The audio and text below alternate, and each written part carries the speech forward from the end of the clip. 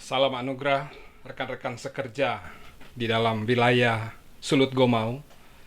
Puji Tuhan saat ini kita boleh bersama-sama lagi di dalam pertemuan walaupun lewat daring.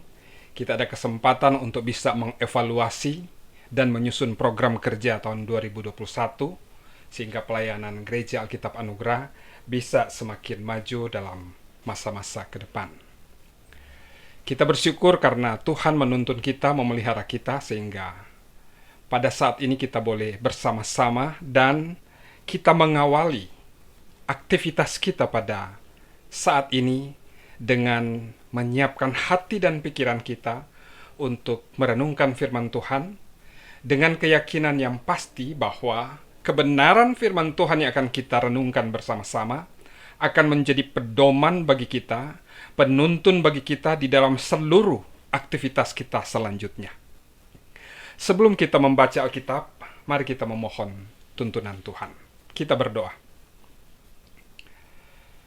Kami mengucap syukur kepadamu ya Allah, Bapa yang kami sembah di dalam nama Tuhan Yesus Kristus, Juru Selamat kami. Pada hari ini Engkau memberkati kami, para pelayan yang ada di wilayah Sulut Gomau. Pelayan Gereja Alkitab Anugerah boleh bersama-sama bersekutu, memuji dan menyembah Engkau. Kami memohon tuntunan-Mu agar kebenaran firman Tuhan yang akan kami baca dan kami renungkan bersama menjadikan kami terbekali di dalam seluruh aktivitas kami selanjutnya. Terpuji nama-Mu Bapa. Hanya di dalam nama Yesus Kristus, Juru Selamat kami naikkan doa ini. Amin. Teman-teman sekerja yang diberkati oleh Tuhan Yesus Kristus, pada sore hari ini kita akan membaca Alkitab yang saya ambil dari kitab Yunus, pasalnya yang ketiga, ayat 1 sampai dengan ayat yang ke-10. Saya akan membacakan bagi kita semua kitab Yunus pasal 3, ayat 1 sampai dengan ayat yang ke-10. Firman Tuhan berkata demikian. Datanglah firman Tuhan kepada Yunus untuk kedua kalinya, demikian. Bangunlah, pergilah ke Niniwe, kota yang besar itu, dan sampaikanlah kepadanya seruan yang kufirmankan kepadamu. Bersiaplah Yunus, lalu pergi ke Niniwe sesuai dengan firman Allah. Niniwe adalah sebuah kota yang mengagumkan besarnya. 3 hari perjalanan luasnya. Mulailah Yunus masuk ke dalam kota itu sehari perjalanan jauhnya, lalu berseru, 40 hari lagi, maka Niniwe akan ditunggang balikkan. Orang Niniwe percaya kepada Allah, lalu mereka mengumumkan puasa. Dan mereka, baik orang dewasa maupun anak-anak, mengenakan kain kabung. Setelah sampai kabar itu kepada raja kota Niniwe, turunlah ia dari singgasananya, ditanggalkannya jubahnya, diselubungkannya kain kabung, lalu duduklah ia di abu. Lalu atas perintah raja dan para pembesarnya, orang memaklumkan dan mengatakan di Niniwe demikian.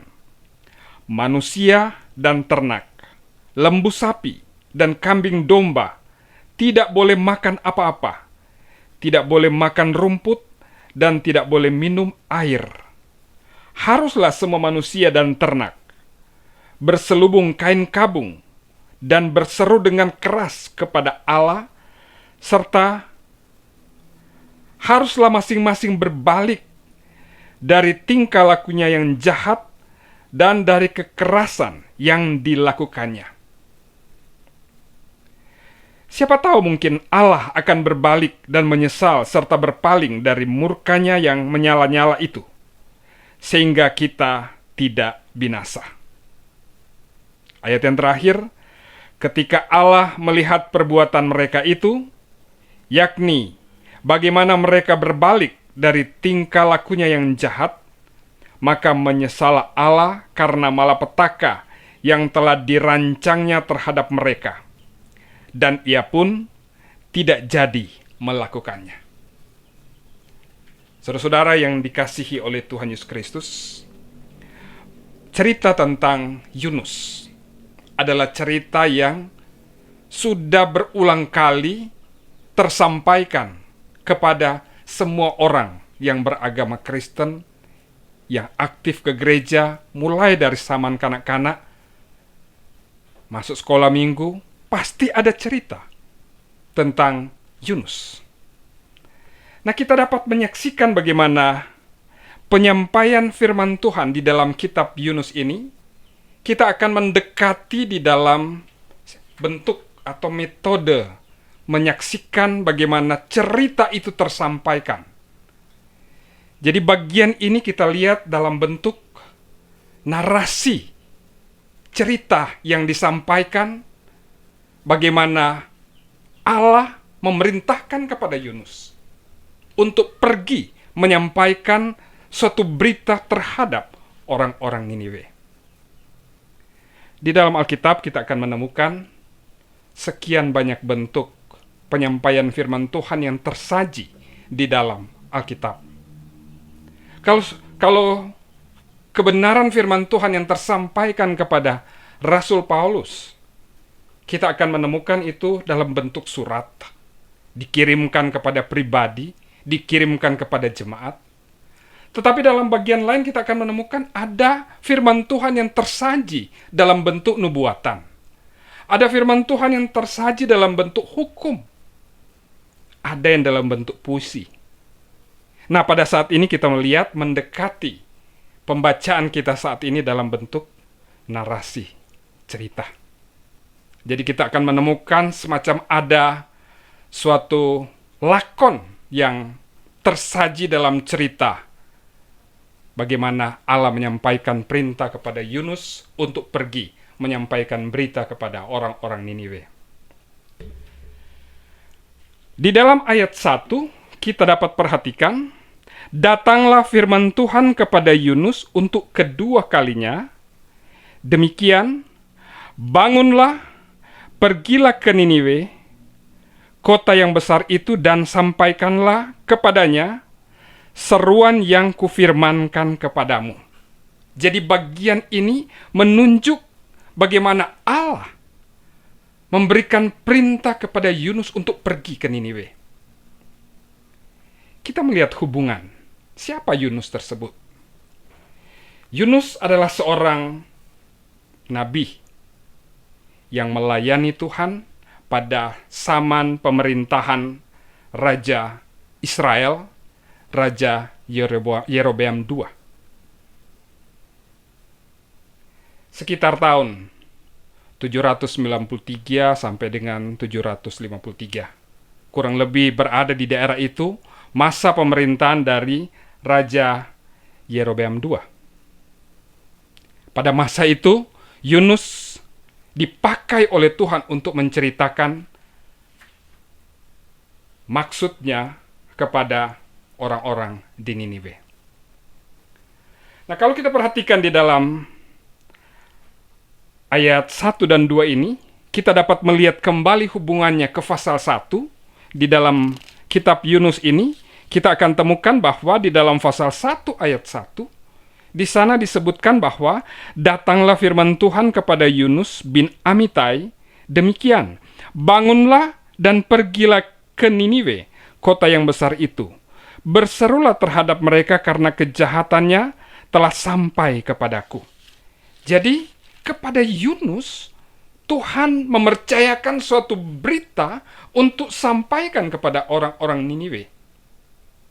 Yunus sebagai seorang yang dipercaya oleh Tuhan untuk pergi, dia diharapkan dapat menceritakan kebenaran firman itu. Kita tidak akan membahas pasal 1 dan pasal 2. Kita saat ini masuk ke pasal 3 yang berhubungan dengan ada perintah yang kedua pada saat Allah menyatakan rancangannya kepada Yunus untuk pergi sampaikan berita ke kota Niniwe. Di dalam ayat yang keempat dan ayat yang kelima, kita dapat temukan pada saat Yunus masuk ke kota Niniwe, dia sehari perjalanan jauhnya, dia mulai menceritakan firman Tuhan yang Tuhan pesankan kepadanya untuk disampaikan kepada orang-orang Niniwe. Berita tersebut berbicara tentang 40 hari lagi kotamu dan bangsamu akan ditunggangbalikan. Firman Tuhan yang disampaikan kepada Yunus berbicara tentang bagaimana rancangan hukuman yang Allah tetapkan bagi kota Niniwe. Kalau kita lihat selanjutnya, di dalam ayat yang ke-10, dalam pembacaan kita di sini, kita akan perhatikan bahwa orang-orang Niniwe kemudian bertobat pada saat ada berita ini. Kita bisa lihat juga di dalam kitab Matius pasal 12, ayat 41. Bahkan di sana dikatakan bahwa pada masa penghakiman, mereka juga akan mengambil bagian dalam penghakiman bagi orang-orang yang tidak bertobat, karena pada saat firman Tuhan disampaikan oleh Yunus kepada mereka, mereka bertobat. Kita bisa perhatikan dalam Matius pasal 12 ayat 41. Nah, rekan-rekan sekerja, saudara-saudara yang dikasihi oleh Tuhan Yesus Kristus. Jadi konteks dalam pembacaan kita di sini, kita melihat bagaimana hubungan kitab Yunus ini, bicara tentang Yunus ini, kita akan temukan tersaji masa pelayanan daripada Yunus itu pada zaman Yerobeam II. Kalau kita perhatikan di dalam kitab 2 Raja-Raja pasal 14 ayat 25, kita akan temukan ada informasi tentang Yunus dan pelayanannya itu pada zaman Raja Yerobeam II ini, Raja Kerajaan Israel. Kitab Yunus pasal yang ketiga.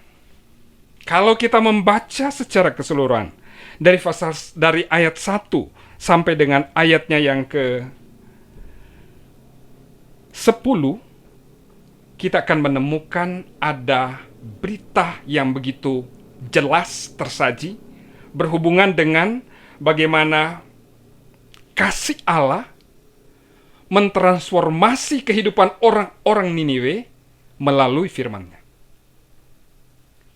Jadi bagaimana kasih Allah dinyatakan kepada orang-orang Niniwe yang menjadikan perubahan, pertobatan yang luar biasa terjadi dalam kehidupan orang-orang Niniwe. Karena ada firman Tuhan yang tersaji di sana, tersampaikan kepada mereka.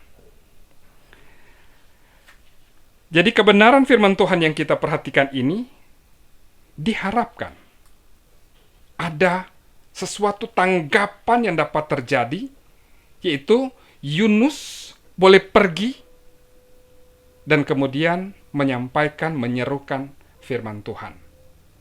Inilah yang disampaikan di dalam pasal 3 ayat 1. Ada firman Tuhan yang sampai, ada perintah yang disampaikan kepada Yunus untuk bangun, kemudian pergi, dan kemudian serukan kebenaran firman Tuhan. Nah, dari pembacaan kita ini, kita coba melihat bagian demi bagian dari rangkaian cerita, lakon yang ada di dalam kitab Yunus pasal 3 ini. Ayat 1 dan 2, di sana kita dapat temukan itu adalah landasan atau permulaan dari cerita kebenaran firman Tuhan yang disampaikan di sini. Jadi kita temukan di sana adalah panggung, tempat bagaimana cerita itu atau dimulai, bagaimana cerita dapat disampaikan atau rangkaian cerita selanjutnya berjalan sampai kepada Yunus melakukan tugasnya dan bagaimana respon yang terjadi, baik orang-orang Niniwe, baik raja maupun Yunus sendiri, dan juga respon dari raja.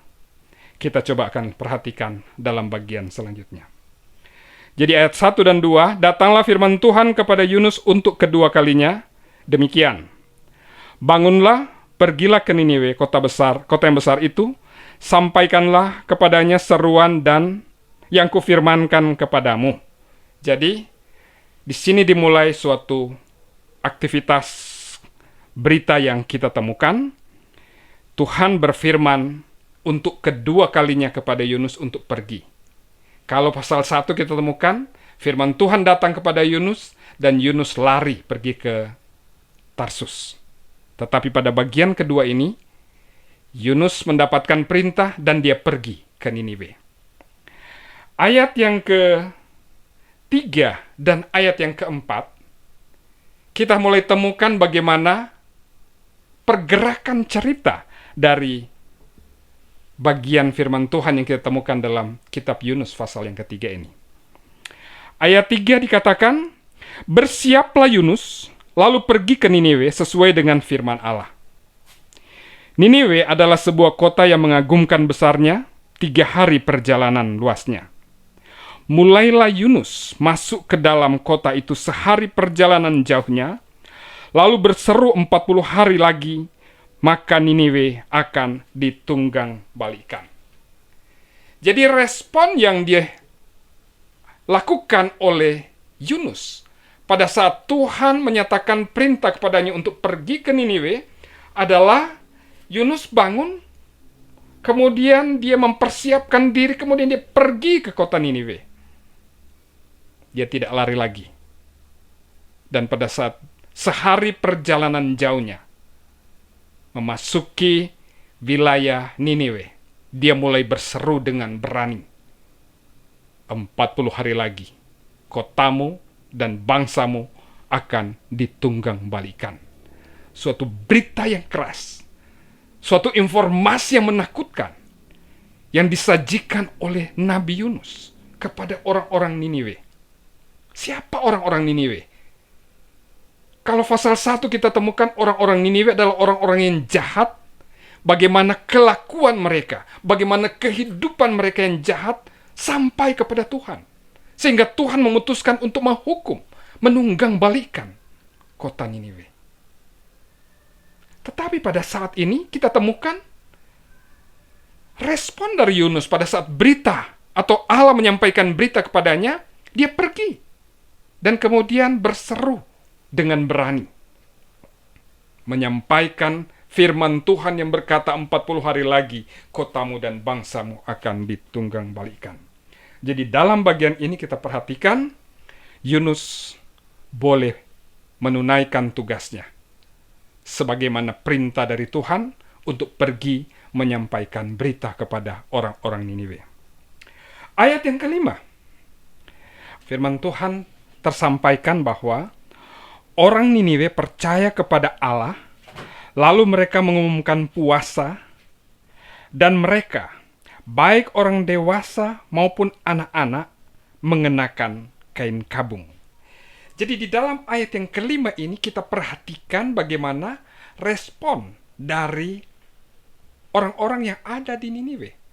Pada saat Yunus pergi dan menyampaikan firman Tuhan kepada mereka, mereka merespon dengan percaya kepada Allah, percaya kepada berita yang disampaikan oleh Yunus, bahwa mereka berada di dalam kondisi terancam untuk dihukum. Karena dikatakan bahwa 40 hari lagi mereka akan ditunggang balikan, kota mereka akan ditunggang balikan, akan ada murka Allah yang menimpa mereka. Sehingga mereka merespon berita tersebut dengan penyataan firman Tuhan di dalam ayat yang kelima ini. Orang-orang Niniwe percaya kepada Allah. Mereka percaya kepada Allah yang disembah oleh Nabi Yunus. Percaya kepada Allah yang memberikan ancaman bagi mereka bahwa mereka akan dihukum karena kelakuan mereka, karena kejahatan mereka. Mereka percaya dan kemudian mengumumkan puasa, baik orang dewasa maupun anak-anak. Mereka percaya, mereka berpuasa, dan kemudian mereka mengenakan kain kabung. Jadi di dalam ayat yang kelima kita perhatikan respon yang disampaikan oleh orang-orang Niniwe pada saat mendengarkan firman Tuhan adalah menjadi percaya kepada Allah, kemudian mereka berpuasa, dan kemudian mengenakan kain kabung. Ayat yang ke-6 sampai dengan ayat yang ke-9, kita akan perhatikan bagaimana respon Raja Niniwe pada saat dia mendengarkan berita tersebut. Ayat 6 berkata, setelah sampai kabar itu kepada Raja kota Niniwe, turunlah ia dari singgasananya.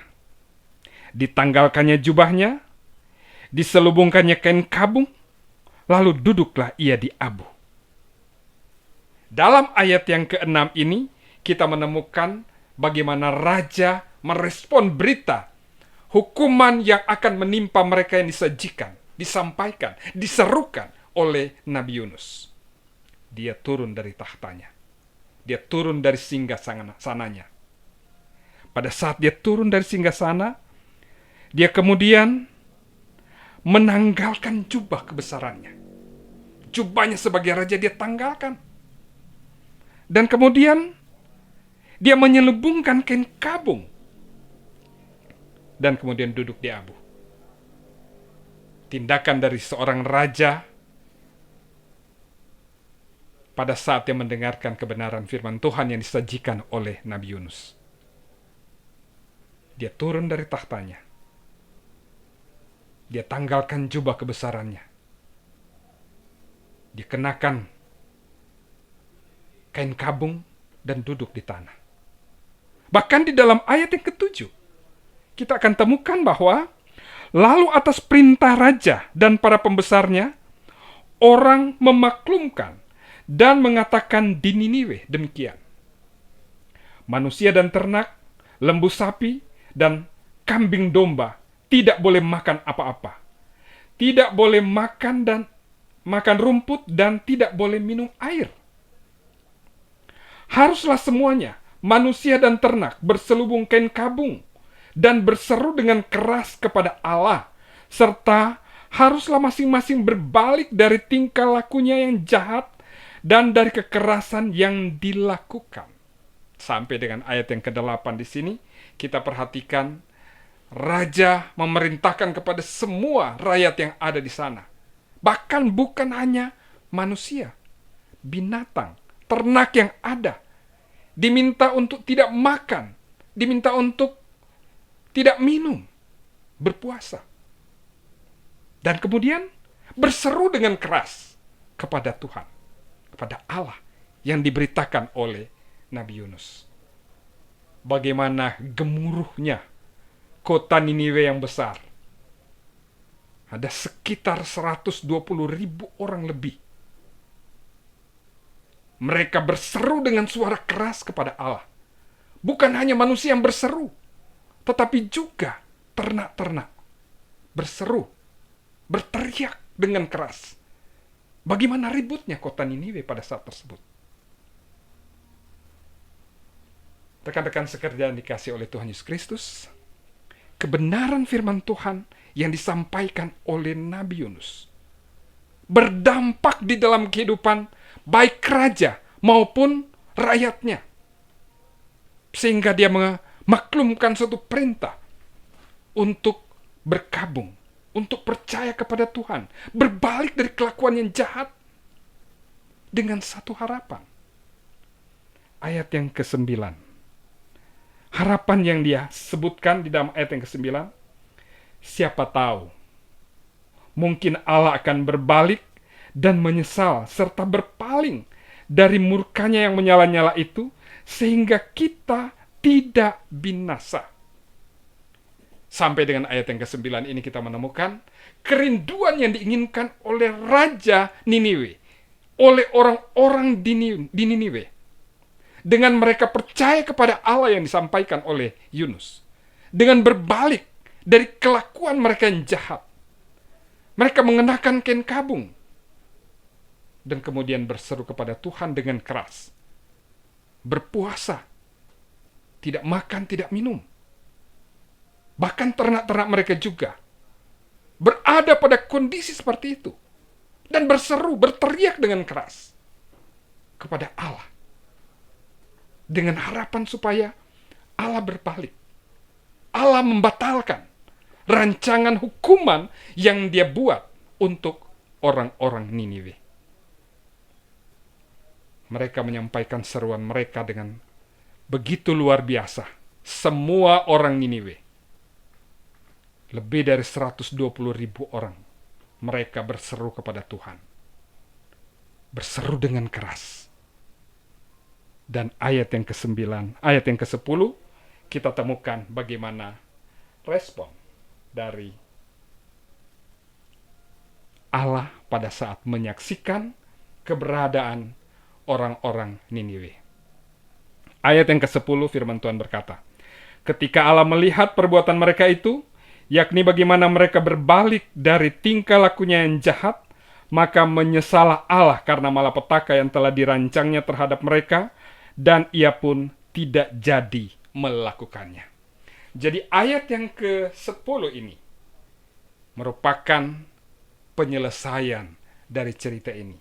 Kalau di dalam ayat yang ke-9, ayat 6 sampai dengan ayat yang ke-9, kita bisa temukan itu adalah klimaks dari cerita ini. Cerita bagaimana Yunus diperintahkan untuk pergi menyampaikan firman Tuhan kepada orang-orang Niniwe. Orang Niniwe percaya kepada Allah, raja percaya kepada Allah, mereka berpuasa, mereka berkabung, mereka berselubungkan kain kabung, dan mereka memohon dengan suara keras kepada Tuhan supaya Tuhan membatalkan rancangan hukuman terhadap mereka. Dan Tuhan merespon dengan membatalkan hukuman tersebut. Ayat 10 merupakan penyelesaian cerita ini. Tuhan menyelesaikan, Tuhan menyatakan bahwa tidak jadi menghukum keberadaan orang-orang Niniwe karena mereka mau berbalik, karena mereka bertobat dari kehidupan mereka yang jahat. Jadi di dalam firman Tuhan, Yunus pasal 3 ayat 1 sampai dengan ayat yang ke-10, kita menemukan satu rangkaian cerita yang dimulai dari panggung ceritanya dimulai dari mana, kemudian progres ceritanya bagaimana, dan klimaks cerita itu ada di dalam ayat 6 sampai dengan ayat yang ke-9, dan kemudian diselesaikan di dalam ayat yang ke-10 sebagai resolusi dari rangkaian cerita tersebut. Nah, dari rangkaian cerita ini, mari kita menarik pelajaran dari kebenaran firman Tuhan yang tersajikan ini. Kita menarik pelajaran untuk kehidupan kita pada saat sekarang ini. Yang pertama kita dapat perhatikan adalah, marilah kita terus menaati firman Tuhan. Taat pada firman Tuhan. Apa yang Tuhan perintahkan, apa yang Tuhan inginkan terjadi di dalam kehidupan kita, tersaji di dalam Alkitab. Taatilah kebenaran firman Tuhan tersebut. Yang kedua, marilah kita lebih giat menyerukan, memberitakan berita sukacita, kebenaran firman Tuhan yang menyelamatkan semua manusia. Karena melalui Injil yang kita beritakan, yang memiliki inti bagaimana Kristus telah mati karena dosa-dosa kita, sesuai dengan kitab suci, bahwa ia telah dikuburkan dan juga dibangkitkan pada hari yang ketiga, sesuai dengan kitab suci, menunjukkan bahwa kemenangan menjadi bagian kita karena pengorbanan dari Tuhan Yesus Kristus. Kita sudah mendapat bagian, kita sudah mempercayai Yesus sebagai Tuhan, sebagai juru selamat kita. Kita sudah membuka pintu hati kita, menerima Dia sebagai penebus kita. Tetapi bagaimana mereka yang lain? Mungkin orang tua kita, mungkin kakak adik kita, mungkin teman-teman kita, sahabat kita bermain, atau teman-teman sekerja di kantor, mereka mungkin belum percaya kepada Kristus. Siapa yang akan memberitakan firman Tuhan kepada mereka? Mari kita lebih giat memberitakan kebenaran firman Tuhan yang memberikan penyelamatan kepada setiap orang yang percaya kepada Tuhan Yesus Kristus.